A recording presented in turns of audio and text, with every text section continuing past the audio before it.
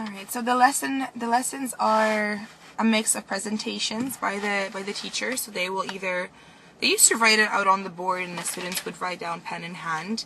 Now it's becoming more advanced with technology, so we have projectors and then you just have slides from PowerPoint, you copy them. Again, I'm drawing much more on my university degrees because that's my past 7 years of life and that's what I remember most. We would often print out the presentations that the professors would have and then we would listen to them and then write any notes. For a lot of the sociology courses, there was a lot of readings we had to do so they would be really interactive. We also had group projects. Students were not really interested in that. They don't like group projects. We much more preferred to have lessons where you had to read articles and then you just sat and you talked and you were interactive and you were stirring up ideas. That was a really cool aspect of my university degrees. In high school, it's pretty much, I think, as anywhere else. The professor or the teacher stands in front of you, explains to you, teaches you blah, blah, blah. You write down, you do a group presentation here or there. You do a couple exams throughout the year. Next, next, next. So I think that's much less interactive. The group projects, it can be interesting, again, depending on the project, depending on the teacher, right? Because that's not very standardized. I remember loving my sciences teachers. They were awesome. They made us, dissect frogs. They made us mix chemicals. We got to do experiments. Those were the fun aspects. For English studies, I can't remember now. A lot of essays to write, not very interactive. So again, depends on the professor, the teacher, depends on the subject matter.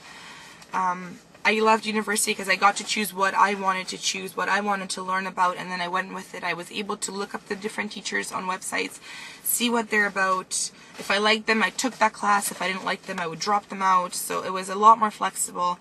I can't complain about it at all. What are the differences between Poland and Canada? So I did my master's at Collegium Civitas in Warsaw. It's an okay university, I guess. I did public administration in English for the most part. It was weird because it was set for me. I didn't really have much choice in the subjects that I took. I had to take what they gave me. I had to show up for classes, which, is fine. The teachers, I think because it's a private... It was weird because the teachers weren't very... It didn't seem like they cared much. Like, they were just there, they presented their topics, and they left. I think it's mostly because the teachers, the professors there were borrowed from different universities, so this was like a side job for them, especially since these were weekend classes. I don't feel like I learned as much. Maybe it's because the topic was really dry. It was public policy and administration, but it was fine otherwise. I did enjoy my experience in Canada more, but that's because I had a lot of freedom in the things that I chose, like I had mentioned before. There must be other differences. I think the level of education in Poland is much higher than it is in Canada. Even often talking to my friends in Poland, we would start talking about certain political things or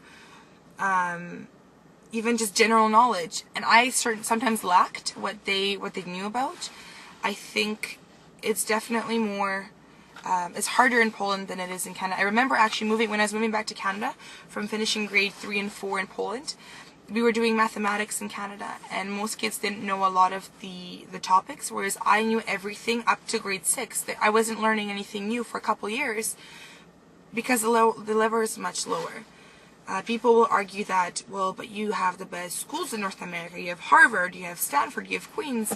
Well, yeah, if you have the money, you can get into those schools, and then it's only the best of the best that go in there, so those are already the intellectually smart. Whereas I don't find that Canadian universities and Canadian high schools, for the most part, are that much more advanced than European. I think Europe has a much, much higher standard. But they are more rigid, like I said, in their scheduling and everything else. My overall impressions, I enjoyed going to school. I enjoyed, again, as I said many times already, I enjoyed going to university much more. You're older, you know more what you want to do. You have the options. I actually didn't know that I was wanting to do my bachelor's in arts, in sociology. I thought I was going to be a businesswoman. First I thought I was going to be a scientist, then I wanted to be a businesswoman, so I did all those topics. I figured out that it's not for me. I took sociology and psychology as my options, loved them, so then I just switched my program, without having to lose the credits for the business subjects that I took. So the business subjects that I took ended up working in my degree in other areas. So I didn't lose any money, any time, any credits on that. So that was good. My degree actually took me 5 years to complete. Most people's do, because most people also work in the same time. So my 4-year degree took me 5 years to complete, but I didn't regret any of it.